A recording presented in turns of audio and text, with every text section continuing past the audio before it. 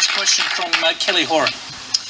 Yep. Teachers working in offshore detention facilities can face up to 2 years in prison if they speak out against the conditions in detention centres or provide information to journalists. Likewise, media access to offshore facilities is largely prevented. Despite these constraints, Four Corners went ahead with its program last week and has now been criticised for not telling the whole story.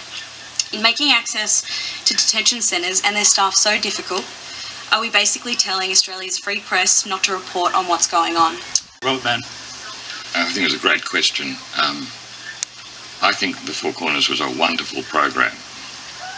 To see those fantastic young people talking in a way that because they're very intelligent, they understood what was happening to them, their spirits being broken by a policy of our government.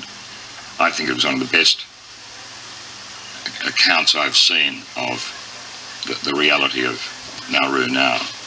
I actually had a conversation, I won't say with whom, but a very prominent person not from Australia who is interested in offshore processing. And this person was astonished that a democratic country with a strong tradition of freedom of speech and freedom of journalism, astonished that the public has put up, really now for almost 20 years, with secrecy about what's being done in our name.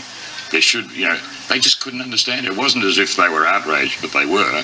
What they said to me was, how can a country like Australia have accepted that things like this can be happening on your watch, and citizens of a country, and you think it's okay, it's normal.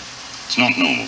And it's not normal to see those wonderful young people being destroyed in spirit and in body, but in spirit. I thought it was, I have to say, I can't believe that the program is, instead of thinking about what we're doing to the children, all the controversy is about the ABC.